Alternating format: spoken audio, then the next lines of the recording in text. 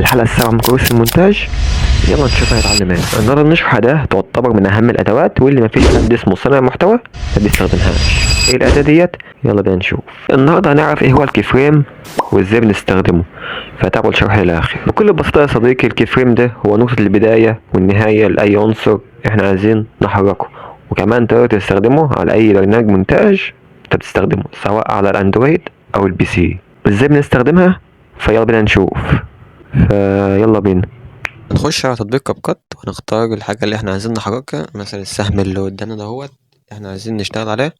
فاحنا هنحط كي فريم في الأول ونحركه للشمال، بعدين نحط كي فريم تاني، بعدين هنجيبه،